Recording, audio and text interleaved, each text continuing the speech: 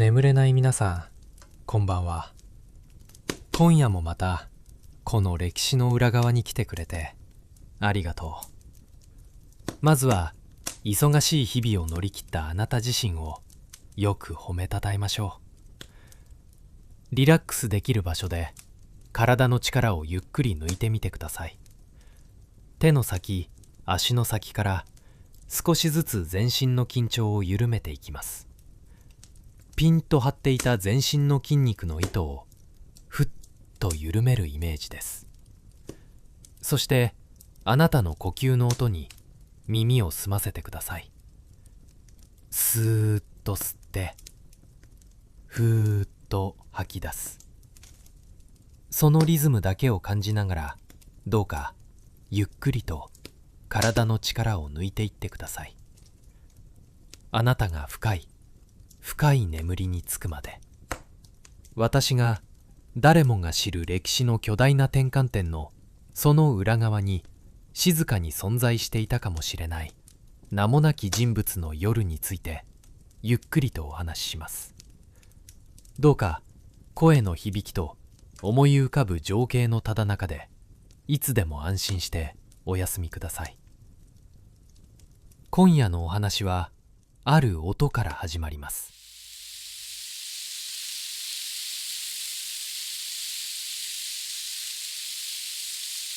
とてもかすかな音です。波の音よりも風の音よりもずっと小さい。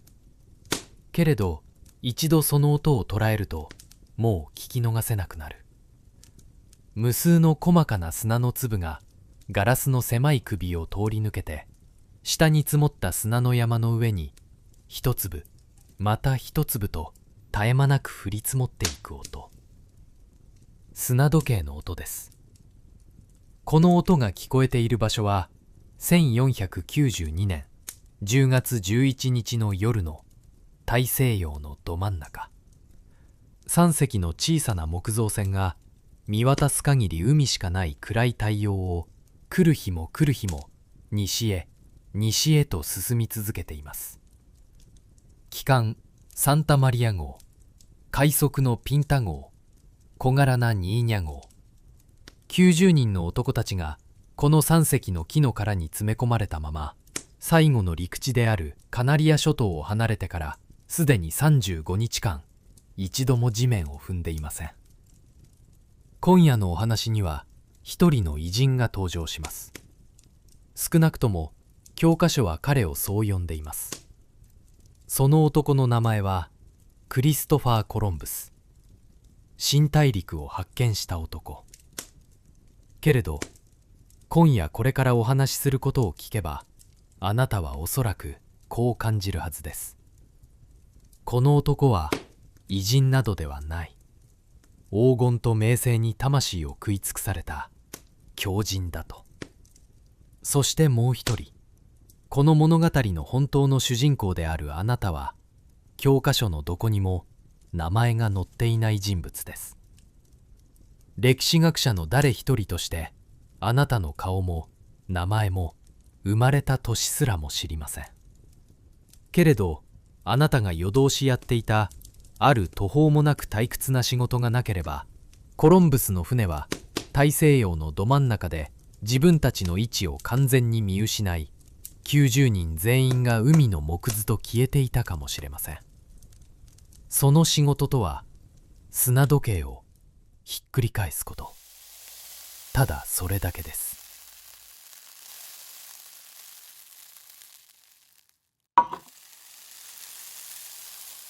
あなたは今旗艦サンタマリア号の甲板の上に立っています。10月の大西洋の夜風が薄い麻の上着を通り抜けてあなたの肌を冷たく撫でていきます。潮の匂い、どこまでも深くどこまでも暗い海の匂い。陸の匂いはもうとうの昔に消え去っています。けれどあなたの記憶の奥底にはまだ別の匂いが残っています。乾いた赤土の匂い、ジャスミンの花が夜風に揺れる匂い、焼きたてのホブスの薄く香ばしい小麦の匂い。夕暮れ時のアザーンが細く高く響き渡るあの白い壁の街路の匂い。グラナダ、あなたの故郷の匂いです。今年の1月、たった9ヶ月前のことです。イベリア半島に残された最後のイスラム王朝、ナスル朝グラナダ王国がカトリック両王フェルナンド2世とイサベル1世の軍に降伏しました。西暦711年から実に781年もの間、イベリアの地に花開いていたイスラム文明の最後の灯火が消えた日です。レコンキスタ、キリスト教徒による国土回復運動の完了。教科書にはそう書いています。けれどあなたにとってそれは回復でも完了でもありませんでした。あなたの祖父はグラナダのモスクで子供たちにクルアーンを教えるイスラーム学者でした。あなたの母はアルハンブラ宮殿の城壁が見える丘の上の小さな白い家で毎朝石窯でホブスを焼く職人でした。あなたの記憶の中のグラナダは噴水の水音とタイルの幾何学模様とオレンジの木陰で祖父がゆっくりと語るクルアーンの響きでできています。1月の降伏の日からすべてが変わりました。カトリックの兵士たちがアルハンブラの店頭に十字架を掲げ、モスクは教会に作り変えられました。あなたの祖父は連行され、そのまま二度と戻りませんでした。母とはぐれ、あなたは一人でグラナダを出ました。南へ、港町パロス・デ・ラ・フロンテーラへ。そこにたどり着いた時、あなたはもう何も持っていませんでした。名前すらも奪われ、すべてを置いてきた。パロスに着いたあなたに突きつけられたのは、改宗か追放かという選択でした。あなたは改宗を選びました。生きるために。洗礼を受け、スペイン語の名前を与えられ、十字を切ることを覚えました。あなたの本当の名前は、それ以来、声に出して呼ばれたことがありません。モリスコ、改宗ムスリム。それがスペインの人々があなたのような人間につけた名前です。パロスの港でピンソン家が航海の乗組員を募集していると聞いたのはこの夏のことでした。日東が出る。行き先は西の海の果て、インディアスとかいう場所。あなたは志願しました。グラナダを奪った国のグラナダを奪った王と女王が資金を出した航海に、行き先も目的もわからないまま、ただ明日食べるパンのために、そしてもうここにいる理由が何もなかったから。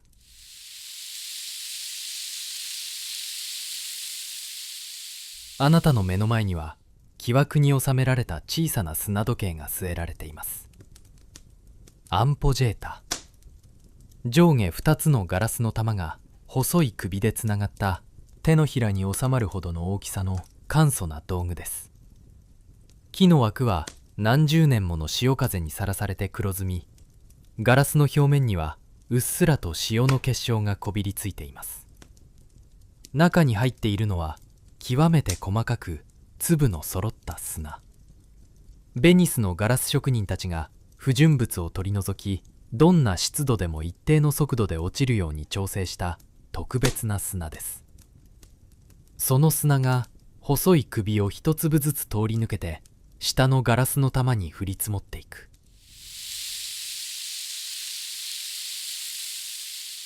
30分で上の砂がすべて落ちきります。落ちきるたびにあなたは砂時計をくるりとひっくり返し、船の横に吊るされた真鍮の鐘を打って時刻を船全体に知らせる。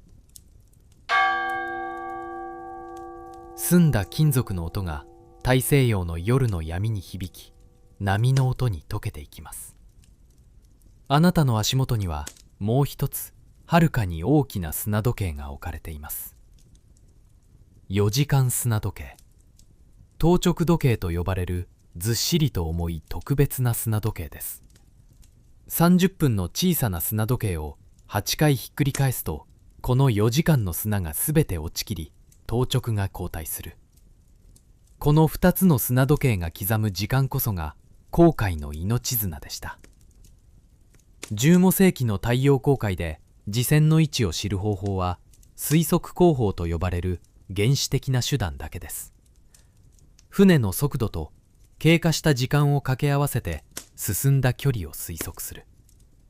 あなたが居眠りをして砂時計をひっくり返し忘れれば、時間の記録が狂い、距離の計算が崩れ、90人の男たちは大西洋の暗闇の中で完全に迷子になる。この船に乗っているすべての人間の命が、あなたが砂時計を正確に返し続けるかどうかに直接かかっていたのです。けれど、あなたの仕事には砂時計をひっくり返して鐘を鳴らすこと以外にもう一つ決まり事がありました。鐘を打った後、声に出して祈りを唱えること。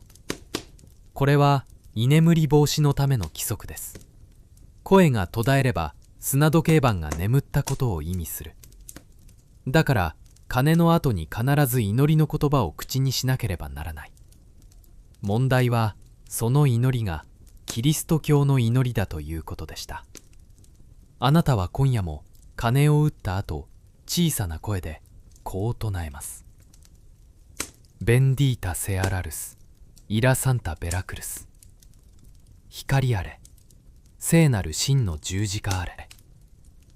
エルセニョール・デラ・ベルダ、イラサンタ・トリニダ。真理の主あれ、聖なる三位一体あれ。その言葉があなたの唇から滑り出ていく。何百回と繰り返してきた、もう完全に体に染みついた音の並び。声は波の音に紛れるほど小さく、誰にも聞こえない。けれど、あなたの心の中では全く別の言葉が同時に流れています。ビスミンダーヒ・ラフマーニ・ラヒーム。慈悲あまねく慈愛深きアンラーの皆において。口はキリストの祈りを唱え、心はアンラーに語りかける。一つの体の中で二つの祈りが重なり合う。30分ごとに一晩中、毎晩35日間。あなたはこの矛盾をもう苦しいとは感じなくなっていました。最初の数日はキリスト教の祈りを口にするたびに胸の奥がひどくきしみました。祖父の顔が浮かび、グラナダの白い壁が浮かんだ。モスクの先頭に十字架が掲げられたあの朝の光景が浮かんだ。けれど35日もこの作業を繰り返すうちに、あなたの中で何かが静かに変わりました。口が唱える言葉はただの音になった。意味のない空気の振動。あなたの唇がベラクルスと動くとき、あなたの心はそこにいない。あなたの心は祖父がグラナダのモスクの中庭でオレンジの木陰に座って夕暮れの光の中でゆっくりと語ってくれたあの言葉のそばにいる。パロスに流れ着いた夜、あなたは星空の下で声を殺して泣きながら祖父から教わった言葉を一つ一つ反芻しました。忘れないように。もう二度と声に出せなくなっても、心の中だけは誰にも奪わせないように。聖なる真の十字架。あなたの祖父を連れ去ったのも、あなたの母を引き離したのも、あなたの故郷を灰にしたのも、すべてその十字架の名の下に行われたことでした。あなたは今、その十字架を称える言葉を30分ごとに唱えさせられている。けれど、不思議なことに、あなたの心にあるのは燃え上がるような怒りではありませんでした。あるのは深く冷たい呆れに似た感情でした。キリスト教徒が信じる神とイスラム教徒が信じる神は同じ唯一の神です。アブラハムの神、モーセの神。キリスト教徒たちがイエスと呼ぶ人物をイスラムは預言者イーサーとして敬っている。聖母マリアをクルアーンはマルヤムと呼び、一つの章を捧げている。根は同じ一本の木なのです。それなのに預言者の名前が違うというだけで、最後の預言者がムハンマドであることを認めるか認めないか、ただそれだけの違いで、700年かけて築いた文明を焼き払い、人々を故郷から追い立て、信仰を捨てるか死ぬかを迫る。なんて馬鹿げたことだろう。あなたの祖父はそういう怒りの言葉をただの一度も口にしたことがありませんでした。祖父が語ったのはいつも穏やかな一節でした。ラクムディーヌクムワリアティーン。あなた方にはあなた方の宗教があり、私には私の宗教がある。クルアーン第109章。不信者たちと題されたその短い章の最後の一節。それは怒りの言葉ではありません。拒絶の言葉でもありません。私は私の道を行く。あなたはあなたの道を行きなさい。という静かなけれど絶対的な線引きの言葉。共に生きるための最も簡潔で最も気高い原則。あなたの記憶の奥には今も祖父の声がはっきりと残っています。オレンジの木陰でまだ幼かったあなたの隣に座って、夕暮れの光の中で祖父はゆっくりとこう語ったことがありました。キリスト教徒を憎んではいけないよ。キリスト教を否定してもいけない。それもまたアッラーがあの人たちに与えた道なのだから。キリストの教えも私たちの教えもユダヤの民の教えもアブラハムの神に至る同じ一本の道なのだよ。信仰そのものが人を傷つけることはない。傷つけるのはいつの世も信仰を己の力に使おうとする為政者だ。ユダヤの中にもイスラムの中にもそういう人間はいた。これから先もきっと現れるだろう。だから覚えておきなさい。悪いのは信仰ではない。信仰の名を借りて他人を貶める人間たちなのだ。あなたの祖父はキリスト教徒を憎めとは言いませんでした。ただ自分の信仰を手放すなとも言わなかった。そのどちらでもない場所に立つことの途方もない強さと孤独を祖父は静かに体現していた人でした。グラナダを焼いた人々はこの言葉を知らないだろうとあなたは思います。いえ、知っていたとしても理解はしないのだろう。彼らにとって信仰とは広めるものであり、異教徒を正しい道に導くことが神の使命なのだから。その使命の名のもとにグラナダは焼かれました。そしておそらくその使命の名のもとにこの船は西へ進んでいるのです。さて、今夜のこの船の上は35日間の航海の中で最も異様な空気に包まれています。昨日10月10日、乗組員たちがついに限界を超えました。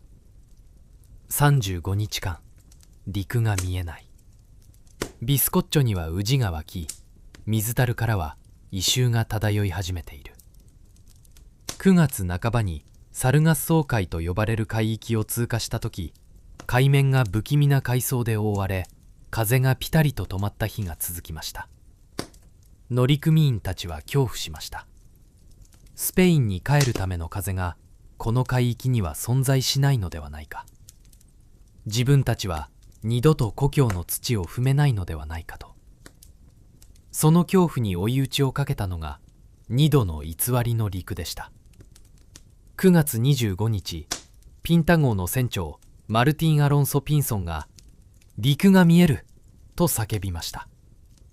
船団は歓喜に沸いた。けれど翌日、それは雲だったと判明しました。10月7日、今度はニーニャ号が砲を撃ち、旗を掲げて、陸だと報告しました。またしても誤り。希望から絶望への落差が2度、乗組員たちの心を粉砕しました。そしてもう一つ、根深い問題がありました。乗組員たちは、この航海を率いている男を信用していなかったのです。クリストファー・コロンブスはスペイン人ではありません。イタリアのジェノバで織物職人の息子として生まれたよそ者です。乗組員の大半はパロスとその周辺の港町で生まれ育った地元の船乗りたち。彼らが信頼しているのはピンソン兄弟です。そもそもコロンブスが自力で乗組員を集められなかった時、ピンソン兄弟が親族や知人を一人一人説得して回り、ようやくこの90人が揃ったのです。そのよそ者が自分たちを未知の海に引きずり込み、35日間も陸を見せずにいる。経験豊かな船乗りたちはさらに深い疑念を抱いていました。コロンブスが日々告げる航海距離が自分たちの体感と合わない。星の高度と太陽の角度から船がどれほど進んだかをおおよそ感覚でつかめる熟練の水夫たちにとって、船長の数字はいつも少し短すぎたのです。彼らの直感は実は正しかったのです。コロンブスの船長室には航海日誌が2冊ありました。1冊は乗組員に見せるための偽の記録、実際より短い距離。もう1冊は自分だけが見る本当の数字。コロンブスは組織的に意図的に90人の人間に嘘をつき続けていたのです。2冊の日誌、表の記録と裏の記録。あなたはこの事実を知りません。けれどもし知っていたならきっとこう思ったでしょう。ああ、この男も同じだと。口と心が違うことを言う。表と裏を使い分ける。この男は嘘で人を操るために2冊の帳簿を使い、あなたは生き延びるために2つの祈りを使う。同じ構造の全く違う嘘。10月10日、乗組員たちの恐怖と怒りがついに爆発しました。後世の記録には乗組員がコロンブスを海に投げ込む計画を立てていたとすら書かれています。コロンブスはこの反乱を言葉で抑え込みました。よそ者であり武力を持たない彼が使えるのは甘い言葉と脅しだけ。そして最後に一つの約束。あと3日以内に陸が見えなければ引き返す。今夜10月11日はその3日間の1日目の夜です。乗組員たちの顔には昨日の怒りの残り人、かすかな安堵が同居しています。あと2日で陸が見えなければ帰れる。けれど今日の日中、その空気を揺るがす出来事がありました。海面に緑の枝が浮いていたのです。明らかに人間の手で加工された花がついた小さな棒。陸が近い。その知らせが広まった時、船上の空気が一変しました。帰りたいと叫んでいた男たちの目に別の光が灯り始めたのです。スペイン王室はこの航海に一つの憲章を設けていました。最初に陸地を発見した者に1万マラベディの報奨が与えられるのです。一介の水夫が何年も働いて稼ぐ額をたった一声「陸だ!」と叫ぶだけで手にできる。マストの上、梶川の手すり、あちこちで男たちが目を血走らせて暗い水平線をにらみつけています。あなたはその喧騒の中でただ砂時計の前に座っています。1万マラベディが何を変えるのかあなたには分かりません。水平線を見張る仕事はあなたのものではない。あなたの仕事は砂を見つめること、ただそれだけ。ふとあなたは視線を上げました。船首の先端に一人の男が立っています。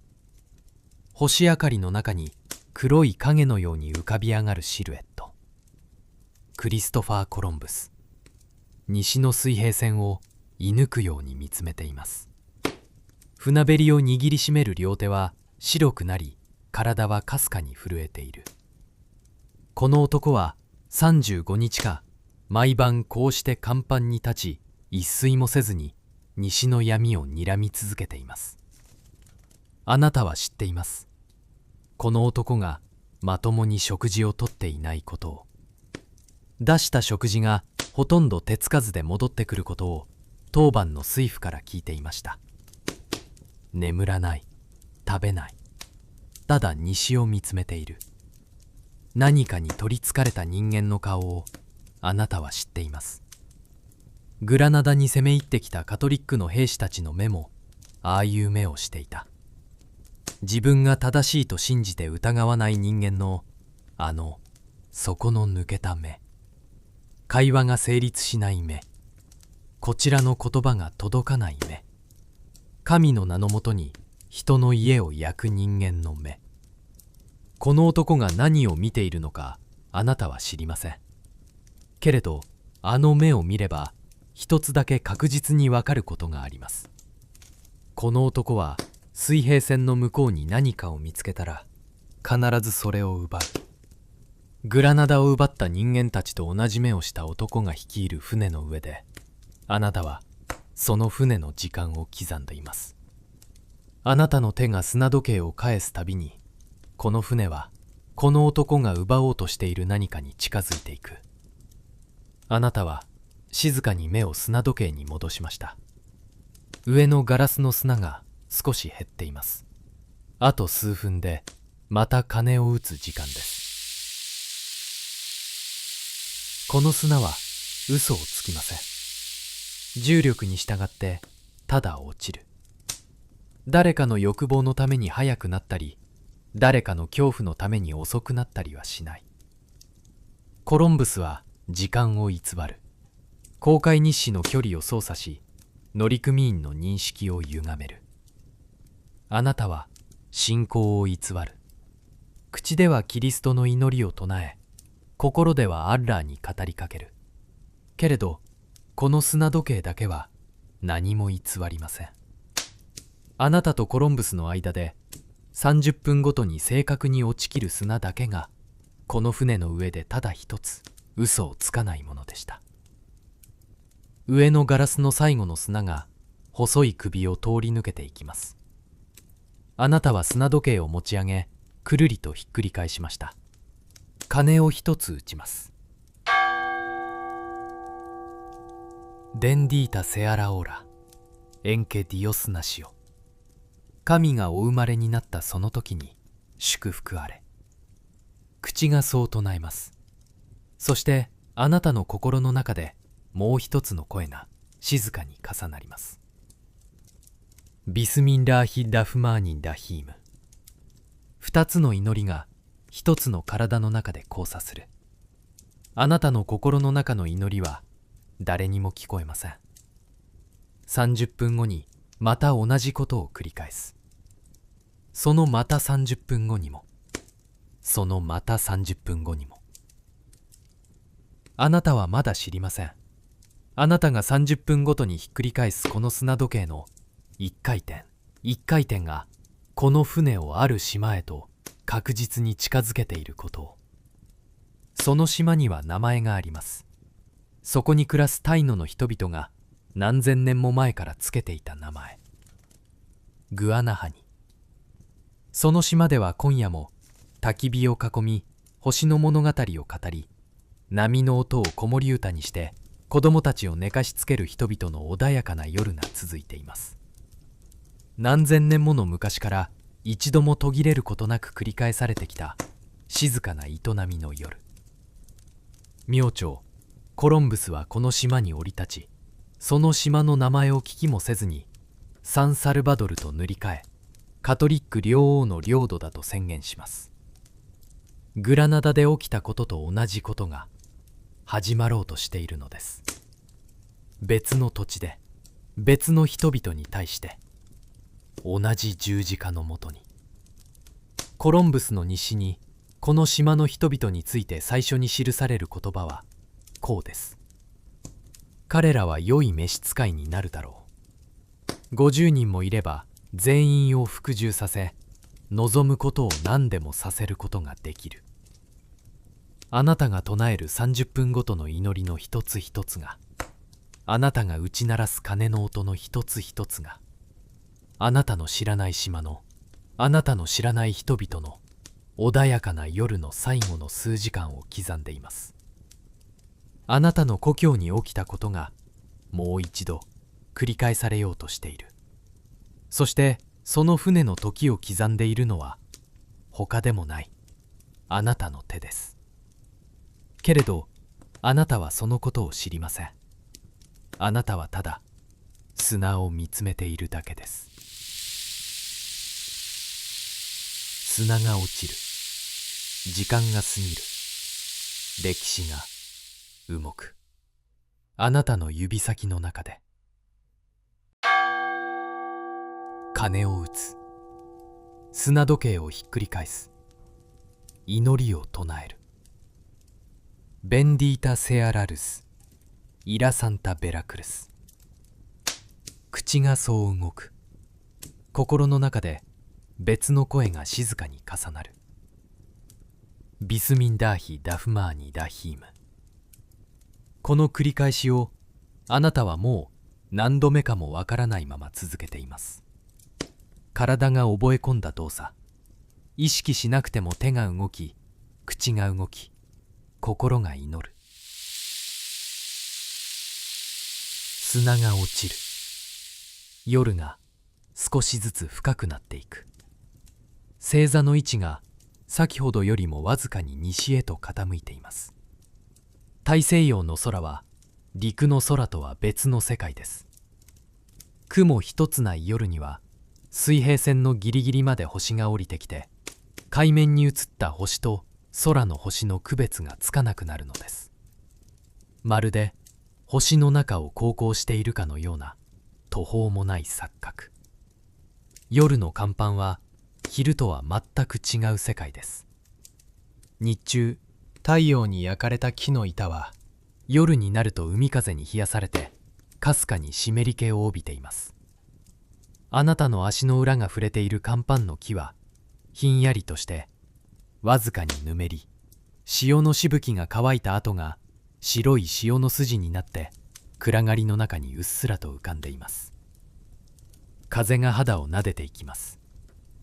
東から吹く貿易風は夜になるとわずかに湿度を増して、頬に触れるときかすかな水の粒を感じさせます。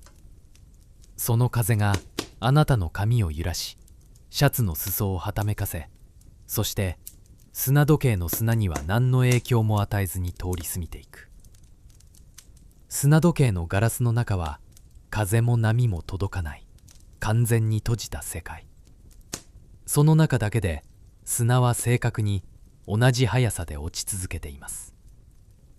あなたの足元の4時間砂時計は上のガラスの砂がゆっくりと減り始めています。今夜のあなたの当直は第一直プリメーラ・グアルディア。日没から4時間。あと数回30分砂時計をひっくり返せばこの当直は終わる。交代の水夫が来て、あなたは戦争のハンモックに潜り込むことができる。それまであなたはここにいます。砂と鐘と祈りとともに。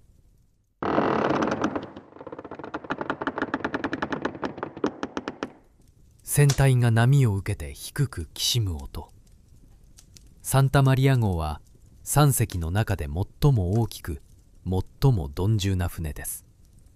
直船と呼ばれる型の商船で、全長はおよそ18メートル。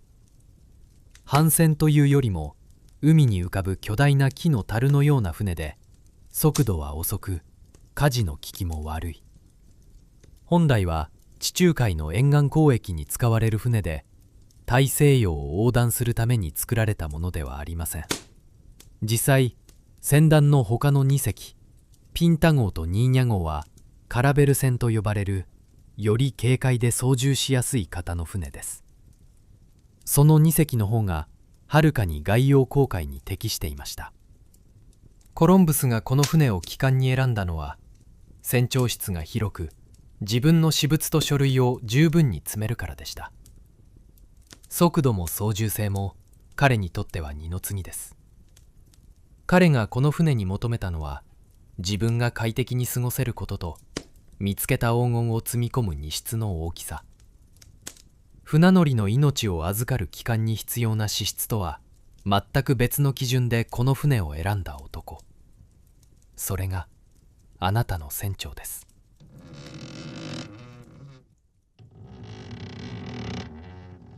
あなたが砂時計を見つめているとき、背後から足音が近づいてきました。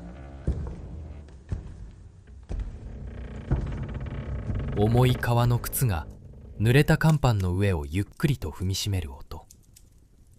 振り返ると、当直の年笠の水夫があなたのそばに腰を下ろしました。パロスの地元の船乗りで、もう50を超えた日に焼けてシワだらけの老人です。この男はあなたがモリスコであることを知っています。知っていて何も言いません。パロスの港町ではモリスコもコンベルソも珍しい存在ではありませんでした。隣の家の男がかつてモスクに通っていたとか、向かいのパン屋の女房がユダヤの安息日をこっそり守っているとか、そういう事情をいちいち気にしていたら、この町では暮らしていけなかったのです。老水夫はあなたの隣に座ったまましばらく黙って空を見上げていました。それから低い声で独り言のようにつぶやきました。あの男、また立っとるな。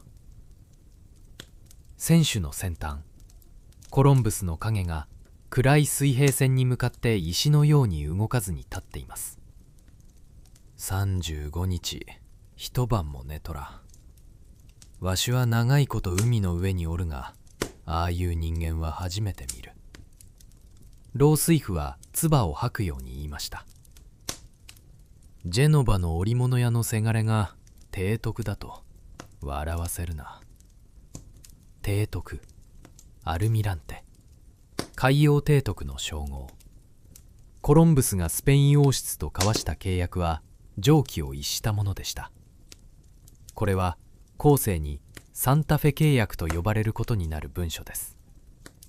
老水夫はピンソン兄弟から漏れ聞いた話をあなたに語ります。コロンブスが要求し、カトリック領王フェルナンドとイサベラが承認した条件。第一に、発見した土地における海洋提督の称号。しかもこれを世襲できること。第二に、発見した土地の副王及び総督の地位。第三に、その土地から得られるすべての収益の10分の1を受け取る権利。まだ見てもいない土地のまだ会ってもいない人間から絞り取る金の配分を出港する前に決めとったんだ、あの男は。老水夫は吐き捨てるように言いました。あなたは黙って聞いていました。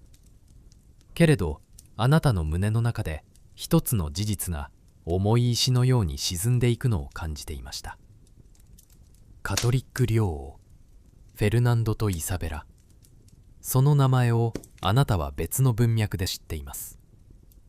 今年の1月2日、グラナダの降伏文書に署名したのがこの2人です。3月31日、スペイン全土からユダヤ教徒を追放するアルハンブラ勅令に署名したのもこの2人です。グラナダのモスクを教会に変え、あなたの祖父を連行し、あなたに洗礼を強制したその命令の源にいるのがこの2人です。そしてこの航海に資金を出し、コロンブスに副王と提督の称号を約束したのも同じこの2人。1月にグラナダを奪い、3月にユダヤ教徒を追放し、8月にコロンブスを西の海に送り出した。1492年。この1年のすべてが一本の線でつながっています。イベリア半島からイスラムとユダヤを消し去ったあの同じ手が今度は海の向こうに伸びようとしている。デコンキスタは終わったのではない。海を越えて続いているのです。あなたはそのことをこの老水夫のように声に出して罵ることはしません。ただ砂時計を見つめている。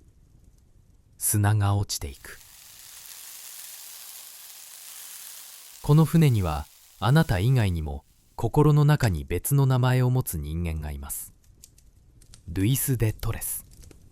コロンブスが東方の王に謁見するための通訳として連れてきた男です。アラビア語とヘブライ語を話せるという理由で選ばれたこの男が元はユダヤ教徒であることをあなたは知っています。3月のアルハンブラ勅令で追放を迫られ、出港の直前に洗礼を受けてキリスト教徒になった男。回収しなければスペインを出るか死ぬか。この男は回収してこの船に乗ることを選びました。あなたと同じです。名前を変え、信仰を隠し、別人のふりをして奪う側の船に乗っている。けれどあなたとこの男には違いもあります。この男はアジアの王と会って通訳をするために乗船しました。つまりこの航海が成功することがこの男の存在意義になっているのです。コロンブスの妄想が現実になることを願わなければならない立場。あなたにはそういう利害がありません。陸が見つかろうと見つかるまいとあなたの仕事は変わらない。砂を返す、鐘を打つ、祈りを唱える、それだけです。あの男が夢中になっとるのはマルコ・ポーロの本だ。老水夫が続けます。東の果てにジパングという国があって、宮殿の屋根から壁から床まで全部黄門でできとるんだと。あの男はそれを丸ごと信じ込んどる。この海の向こうにそのジパングがあると。神がご自分にその道を示したんだと。マルコ・ポーロ、東方見聞録。13世紀のベネチア商人がアジアを旅して書いた見聞録をコロンブスは擦り切れるまで読み込み、余白に何百もの書き込みを残していました。その中のたった数行、ジパング、すなわち日本について黄金の宮殿があると記されたたった数行の記述、それだけがこの航海のすべての根拠でした。コロンブスは地球の大きさを実際よりもはるかに小さく見積もっていました。当時の学者たちの多くは西回りでアジアに到達するにはあまりにも距離が長すぎると正しく指摘していました。コロンブスだけが自分に都合のよい誤った数字を信じたのです。地球は思ったより小さい。だから西へ進めばすぐにアジアに着く。その計算は完全に間違っていました。けれど間違っていたからこそこの航海は実現した。正しい地球の大きさを知っていたならコロンブスは出港しなかったはずです。誰も資金を出さなかったはずです。間違いと妄想が歴史を動かすことがある。それがこの航海の本質でした。わしがこの船に乗っとるのはマルティン、あのピンソンの旦那に義理があるからだ。あの男を信じたからじゃない。老水夫はそう言って立ち上がり、闇の中に消えていきました。あなたは一人になりました。甲板の上に静寂が戻ってきます。いいえ、正確には静寂ではありません。船の上に本当の静寂が訪れることは決してない。波が船腹を叩く音、帆布が風を受けてはらむ音、マストの上でロープがきしむかすかな金属的な音、それらの音が何層にも重なってこの船の夜を構成しています。あなたの耳はもうとっくにこれらの音を静寂として聞いています。35日間この音の中で眠り、この音の中で目覚め、この音の中で食事をし、この音の中で祈りを唱えてきました。今のあなたにとってこの音の層が途切れることの方がよほど不自然に感じるでしょう。あなたは砂時計に目を戻しました。砂が落ちている。この音だけは船の音の中でもあなたにしか聞こえない音です。波の音にも風の音にも船のきしみにも紛れないかすかなけれど確かな音。あなたの耳元で30分ごとに始まり30分ごとに途切れる小さな砂の音。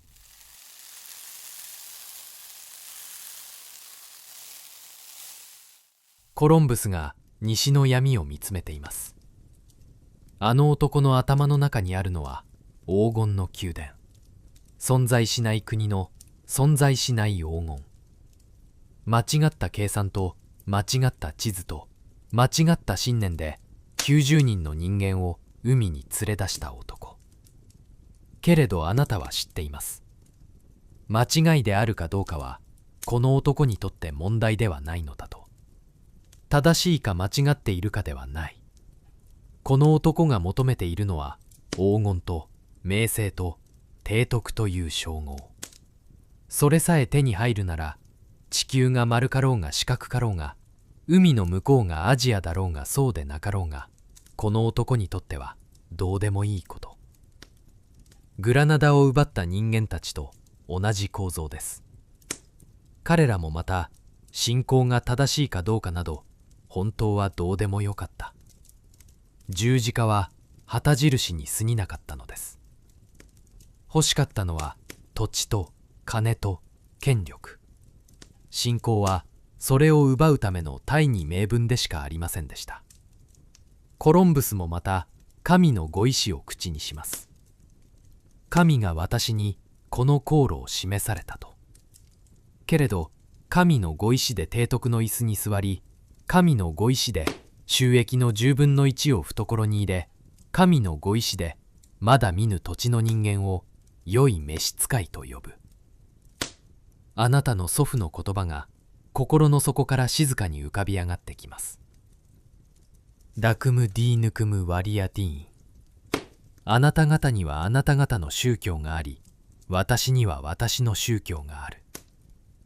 あなたの祖父はこの言葉を共存の教えとして語りました。自分は自分の道を歩く。あなたはあなたの道を歩きなさい。互いの領域を侵さない。互いの信仰を踏みにじらない。それが異なる信仰を持つ人間たちが同じ土地で生きていくための最も簡潔で最も気高い原則なのだと。その原則をカトリックの彼らは持っていなかった。いえ、持つことを拒んだのです。彼らにとって信仰とは広めるものであり、異教徒を正しい道へ導くことが神の使命でした。導くことができなければ追い出す。追い出すことができなければ回収させる。回収しなければ殺す。その論理がグラナダを焼き、その論理がユダヤ教徒を追い出し、そして今その同じ論理を積み込んだ船が西の海を進んでいます。あなたは怒っているのではありません。もうそういう段階はとっくに過ぎていました。グラナダを出てからの9ヶ月で怒りの炎はとうに燃え尽きて、後に残ったのは灰のように冷たい静かな理解だけです。この世界はそういう場所なのだ。力を持つ者が力を持たない者の土地を奪い、名前を奪い、信仰を奪う。それを発見と呼び、救済と呼び、文明化と呼ぶ。そして奪われた側の人間は、奪った側の船の上で砂時計を返し、奪った側の言葉で祈りを唱えさせられる。あなたはただ馬鹿げていると思うだけです。深く静かに心の底から。けれど馬鹿げていると思うことすら声にすることはできません。この船の上であなたはただの砂時計盤のグルメーテ、最年少の雑用水夫に過ぎないのだから。あなたの意見を聞く人間はこの船には一人もいない。あなたにできるのは砂を返し鐘を打ち、二つの祈りを重ねることだけ。けれどあなたはそれでいいと思っています。声を上げることだけが抵抗ではない。心の中で本当の名前を守り続けること。口がキリスト教の祈りを唱えている間も心がアッラーの名を呼び続けること。それもまた小さな、誰にも気づかれないけれど確かな抵抗です。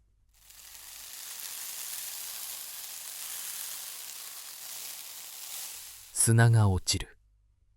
あなたは砂時計を返す。鐘を打つ。ベンディータセアラオーラ、エンケディオスナシオ。ビスミンダーヒ・ラフマーニー・ラヒーム。二つの祈りが重なる。波の音に溶けて消える。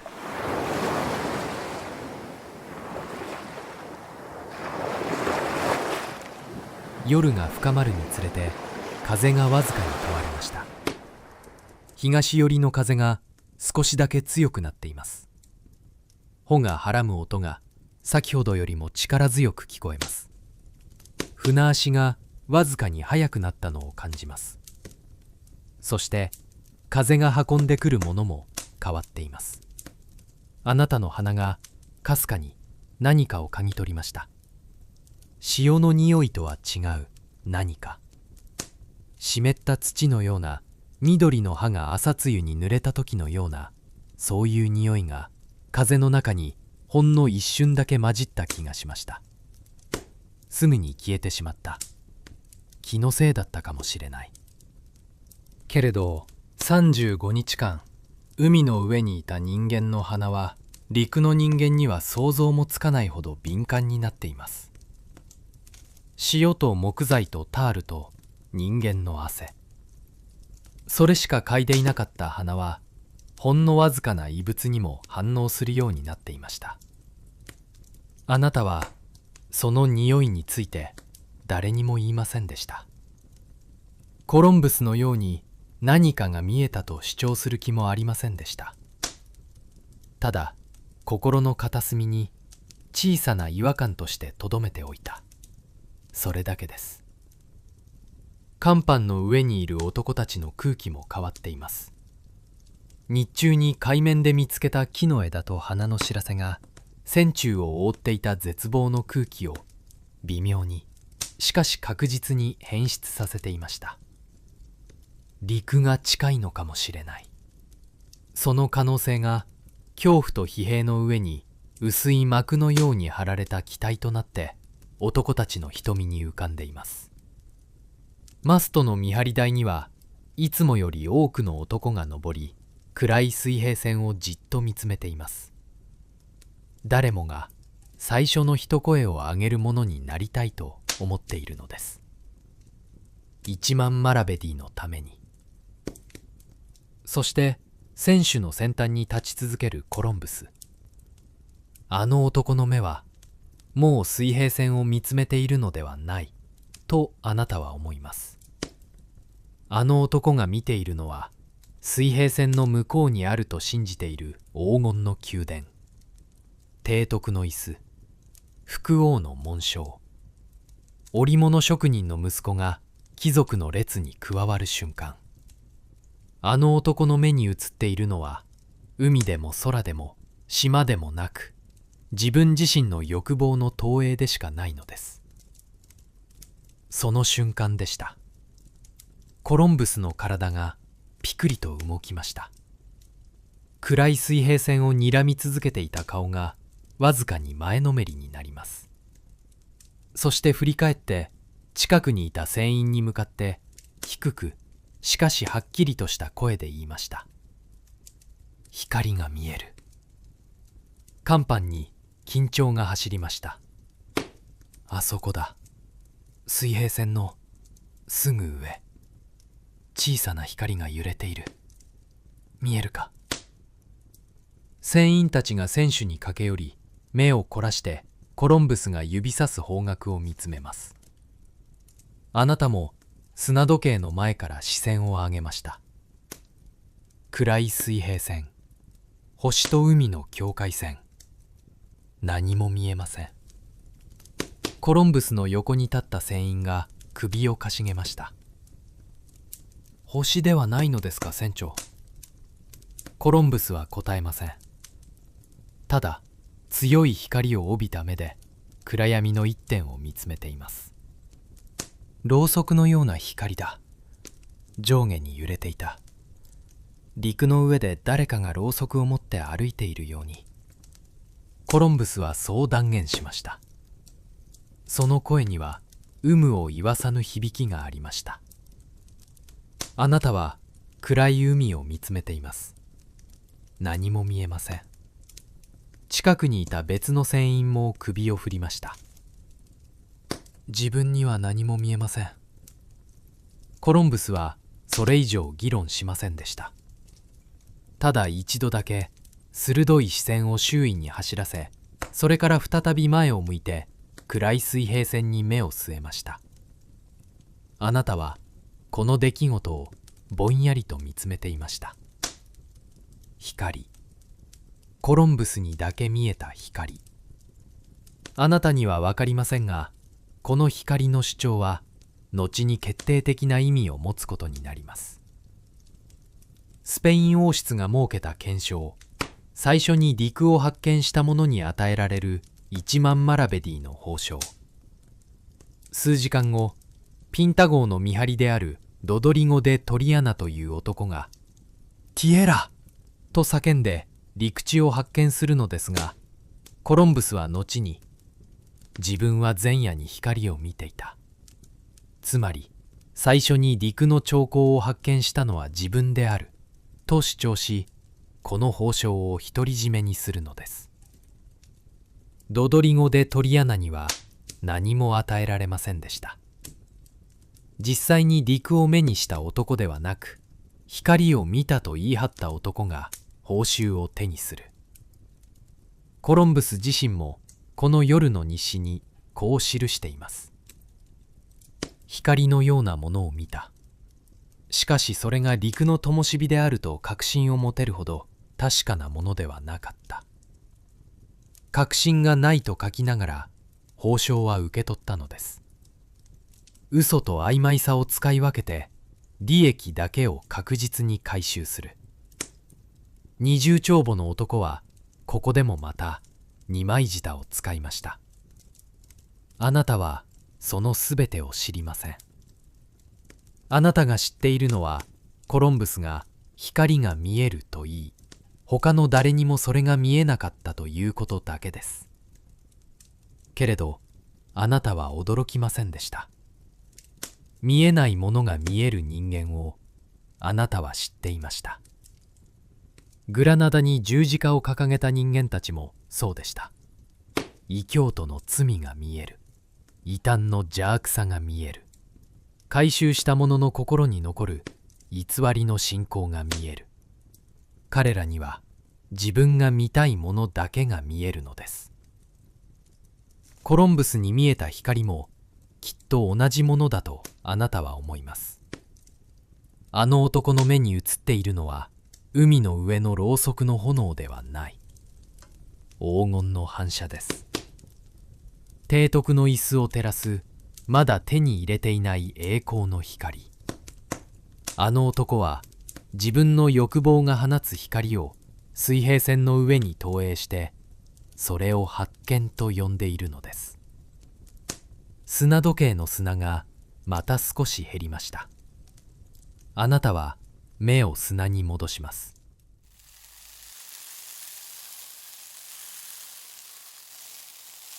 この砂の中に光は見えません。砂はただ落ちるだけ。何かを約束することも何かを裏切ることもない。あなたにとってこの砂時計だけが今夜の甲板の上で信用に値する唯一のものでした。砂時計というものは不思議な道具です。火もいらない。風にも左右されない。曇りの夜でも嵐の海でも同じ速さで砂を落とし続ける。星が雲に隠れれば転速はできない。磁石は変革で狂う。水時計は船の揺れで不正確になる。けれど砂時計だけはどんな条件でもただ重力に従って砂を落とし続けるのです。この世で最も単純で最も誠実な計時装置。あなたはふと思いました。この砂時計は嘘をつけない。コロンブスのように見えたと言い張ることも、日誌に偽りの数字を書くことも砂にはできません。砂はただ落ちる。それだけが砂の仕事で、それだけが砂の誠実さです。あなたはこの砂時計に少しだけ似ていると思いました。あなたもまたただ自分の仕事をしている。鐘を打ち、砂を返し、祈りを唱える。それ以上のことも、それ以下のこともしません。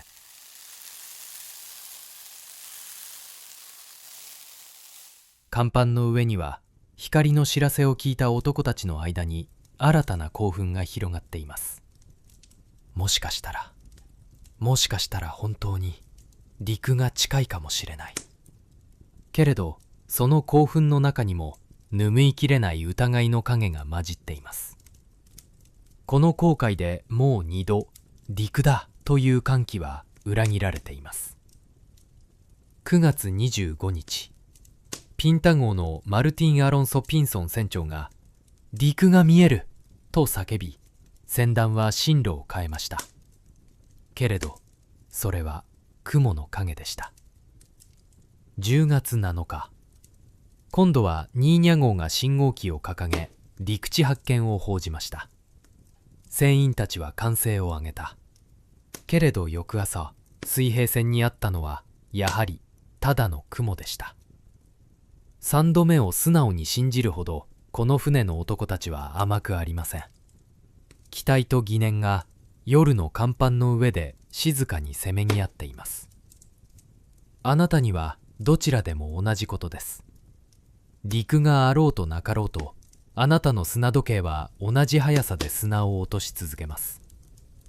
コロンブスが提督になろうと海に落ちようと、あなたは30分ごとに鐘を打ち祈りを唱えるだけ。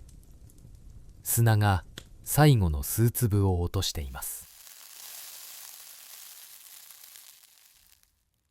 あなたは砂時計を手に取り、くるりとひっくり返しました。ベンディータ・セアラルス、イラ・サンタ・ベラクルス、ビスミッダーヒ・ラフマーニー・ダヒーム。2つの祈りがまた重なります。あなたの足元で4時間砂時計の砂も残りわずかになっています。上のガラスの底が見え始めました。もうすぐあなたの当直が終わります。第2直、モドーラの当直に交代する時間が近づいているのです。あなたは残りの砂が落ちるのを静かに待ちながら、最後にもう一度船首の方角に目を向けました。コロンブスの黒い影がまだそこに立っています。当直の交代に関係なく、あの男は夜通しあそこに立ち続けるのでしょう。今夜も明日の夜も。陸を見つけるか海に沈むか、そのどちらかの結末を迎えるまで。眠れない男、強欲にとらわれた男、存在しない光が見える男。あなたはほんの一瞬だけこの男を哀れだと思いました。グラナダを焼いた人間たちと同じ種類の男。けれどあの兵士たちには少なくとも帰る家がありました。この男には何もありません。ジェノバの織物職人の家に帰ればただの負債者に戻るだけ。だからこの男は海の上に立っている。帰る場所がないから前に進むことしかできないのです。それはあなた自身と少しだけ似ていました。帰る場所を失った人間が行く先もわからないままただ前だけを見ている。あなたとこの男の違いは、この男が前に進む理由が欲望であり、あなたが前に進む理由が他にどこにも行く場所がないからだということ。ただそれだけの違いです。その哀れみは一瞬で消えました。波が船腹を叩く音があなたの意識を砂時計に引き戻す。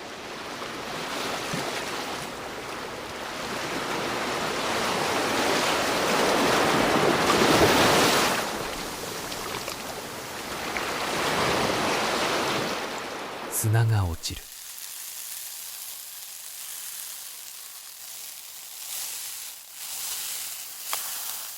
あなたは砂を見つめる。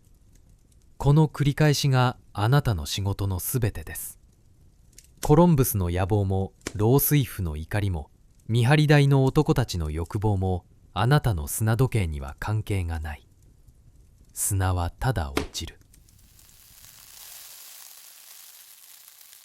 あなたはそれを見届けてひっくり返す。鐘を打つ。ベンディータ・セアラルス、イラサンタ・ベラクルス、ビスミッダーヒ・ダフマーニ・ダヒーム。あなたは今夜の最後の鐘を鳴らし終えました。4時間砂時計の最後の砂が細い首を通り抜けていきます。一粒、また一粒。上のガラスの底にもう砂はほとんど残っていません。細い首を最後の砂粒がゆっくりとゆっくりと滑り落ちていきます。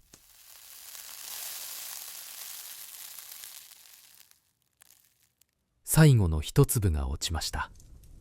あなたの当直が終わりました。4時間砂時計の最後の砂が落ちきるのと同時に、甲板の暗がりから交代の水夫が現れました。眠そうな目をこすりながら重い足取りであなたのそばに近づいてきます。あなたは30分砂時計の状態を確認し、次の鐘を打つまでの残り時間を短い言葉で伝えます。残り4分の1ほど。交代の水夫はうなずき、砂時計の前にどかりと座りました。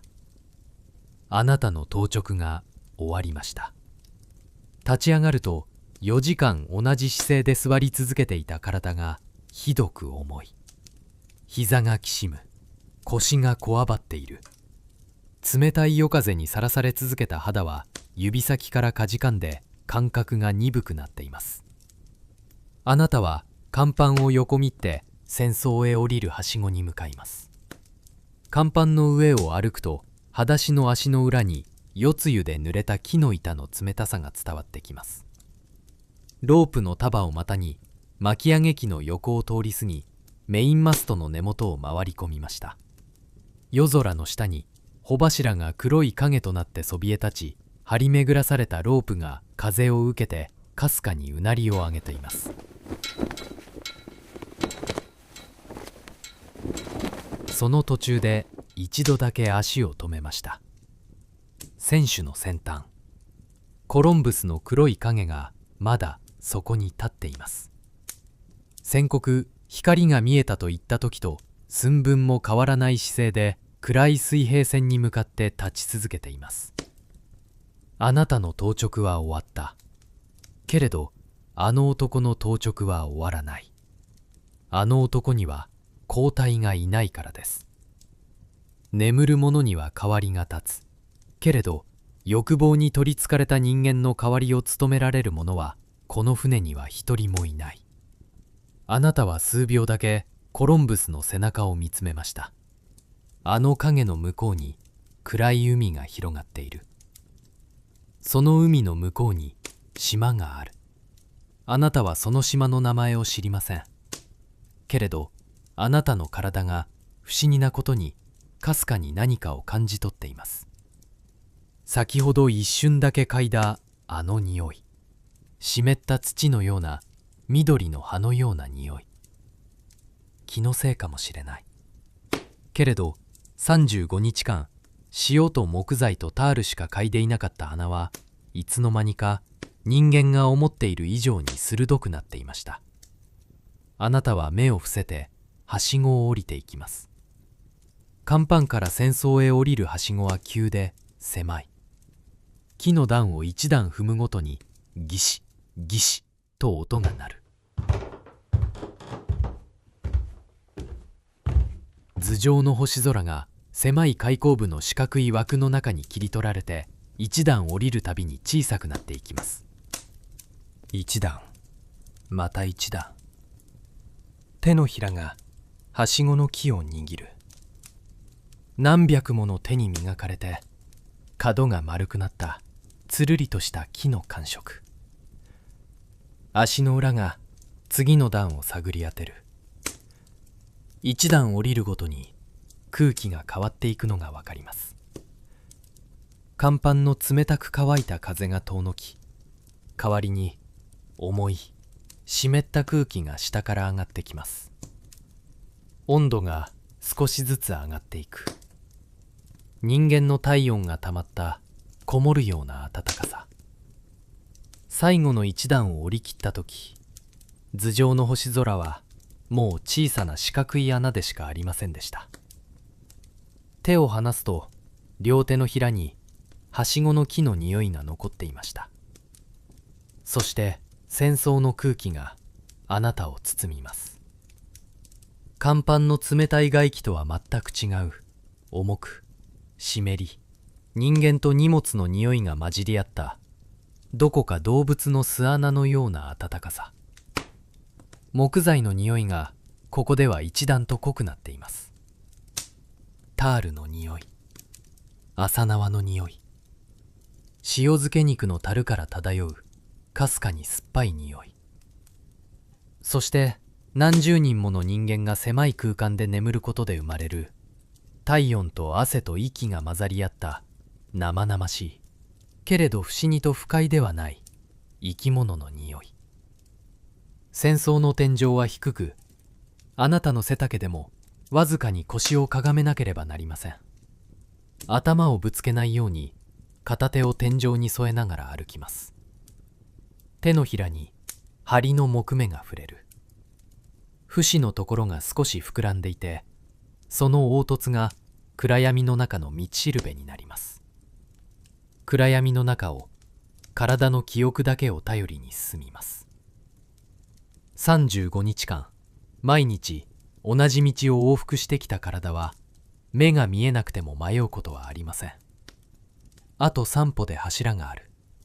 その柱を右に回り込めば食料庫の樽が並んでいる区画。その先を左に折れれば水夫たちのハンモックが吊られている一角。あちこちに吊り下げられたハンモックの間を縫うように歩きます。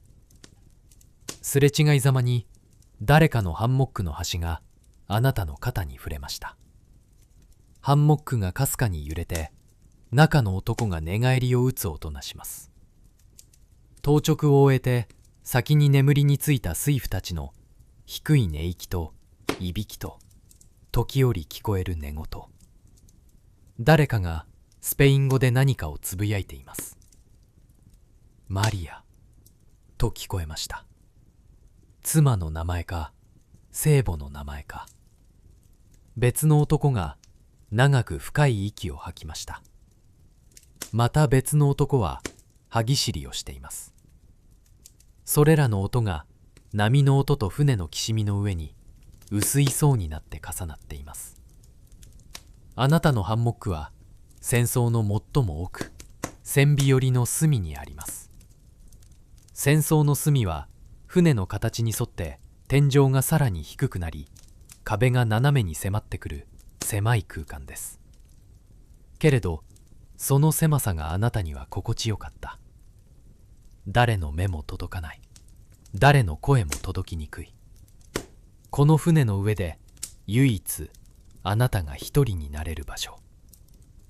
ハンモックは粗い麻布で編まれた体一つ分の幅しかない簡素な吊り床。何度も寝返りを打った跡がつき、真ん中が深くへこんで、あなたの体の形にすっかり馴染んでいます。このくぼみに体を預けると、麻布があなたの体を両側から包み込んで、まるで繭の中にいるような感覚になります。あなたはハンモックの縁をつかみ、体を滑り込ませました。ギーとハンモックを吊るしている綱がきしみます。体がゆっくりと沈み、粗い麻布があなたの背中と腰を優しく包み込みます。そして船の揺れがハンモックをかすかに左右に揺らし始めます。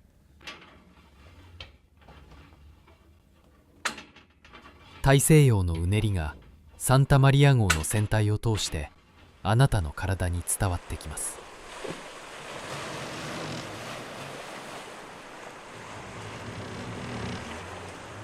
大きなゆっくりとした規則的な揺れ、波が船腹をなでる音がここでは木の壁を隔ててすぐ真横に聞こえます。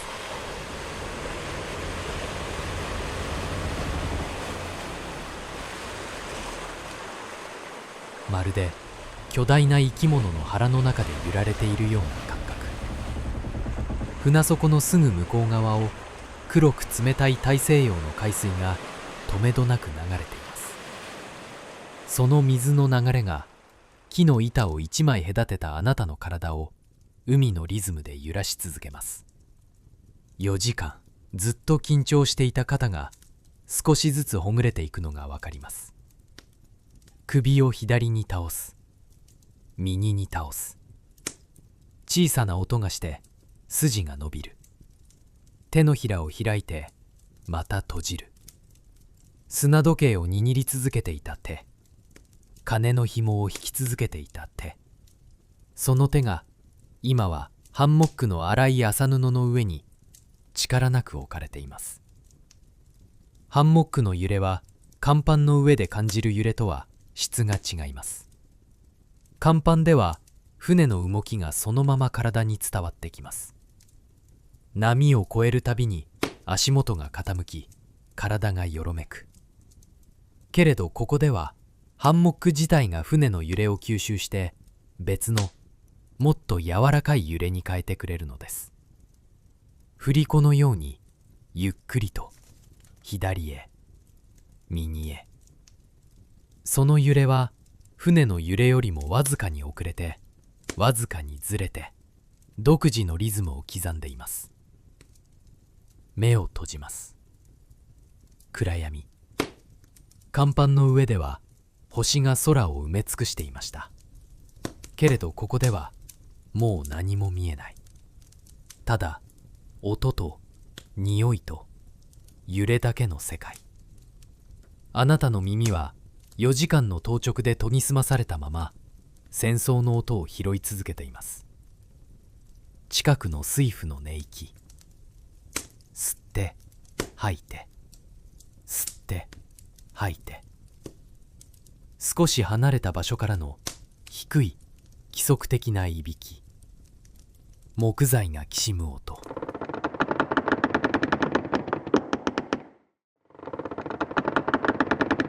波が船腹を叩く音。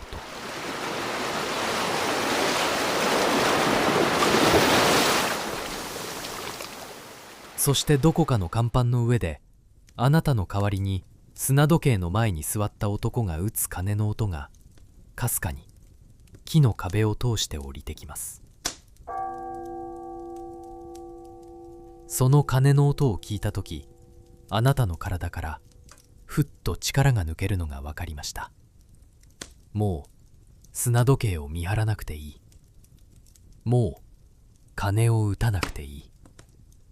もう口と心で違う祈りを唱えなくていい。当直が終わった。次の鐘はあなたの仕事ではない。その解放感が冷たい水が乾いた砂に染み込んでいくように、あなたの全身にゆっくりと広がっていきます。戦争の暖かい空気があなたの冷えた体をゆっくりと溶かしていきます。4時間夜風にさらされ続けた耳と鼻の先がじんわりと温まってくるのを感じます。血が戻ってくる感覚。指先にかすかなしびれが走って、それから温かさが指の一本一本に染み渡っていきます。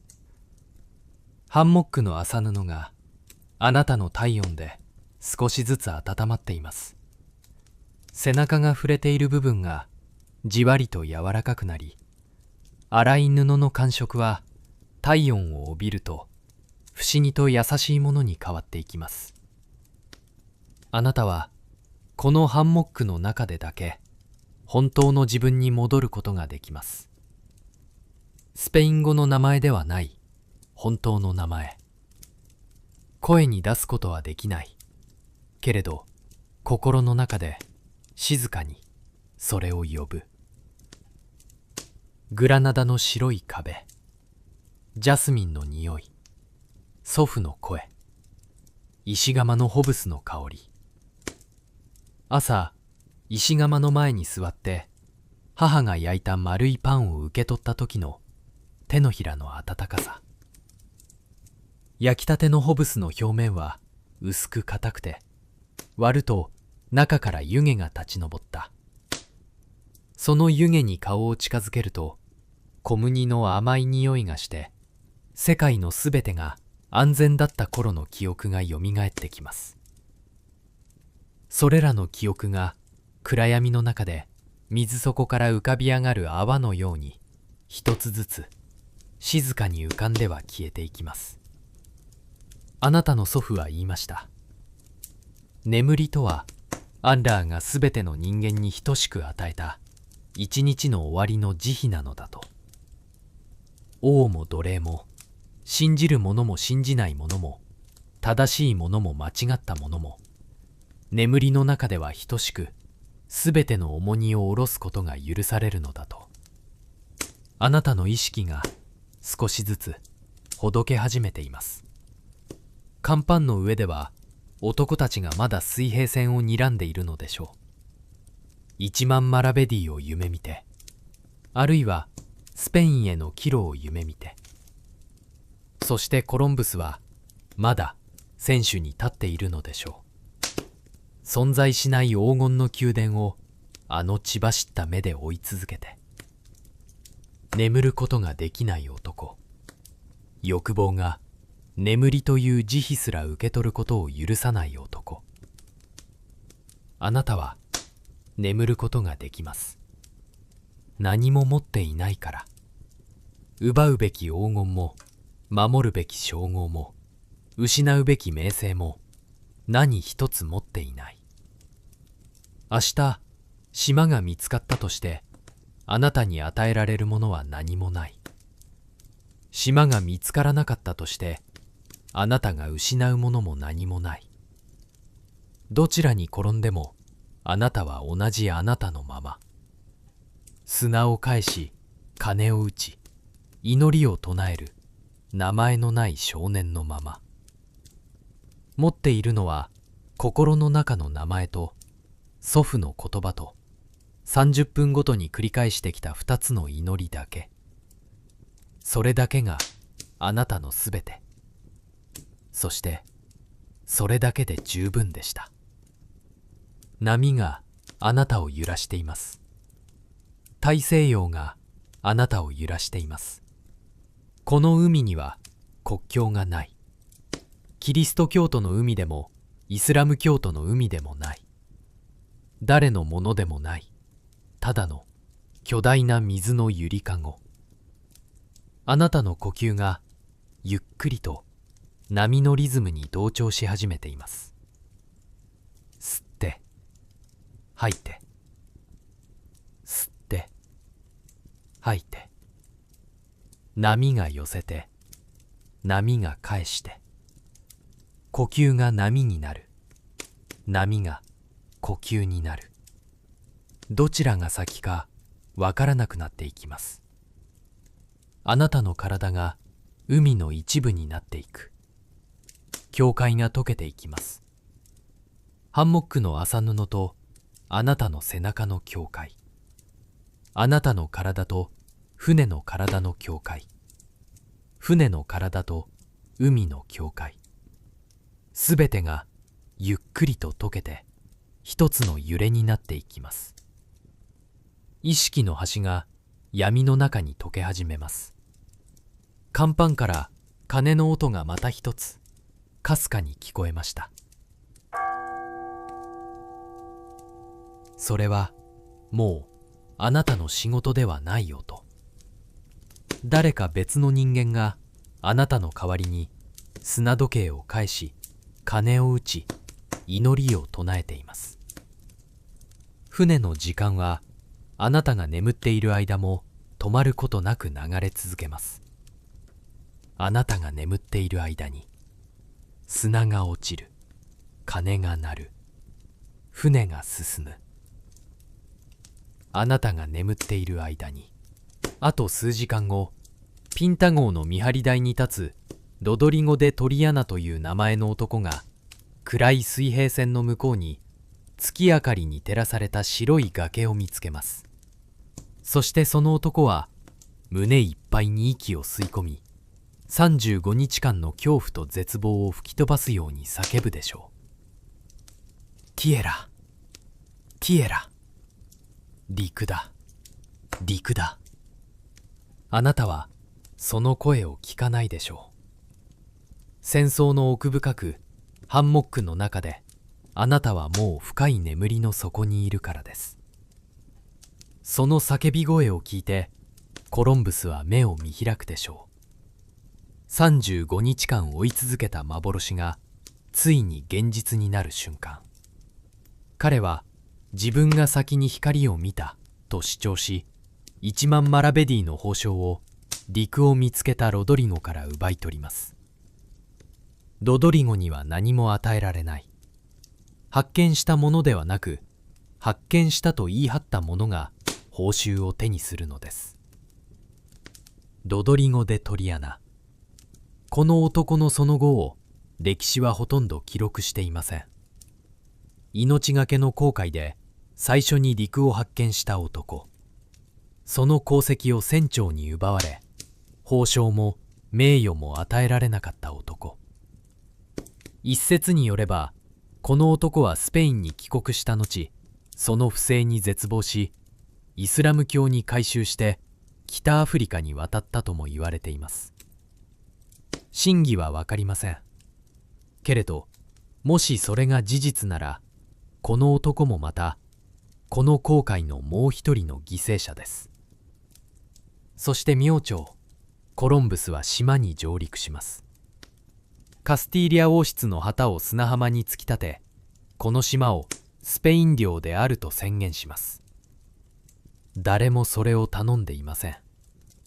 この島の人々はスペインという国の存在すら知りません。けれどコロンブスは旗を立て宣言し、書類にサインする。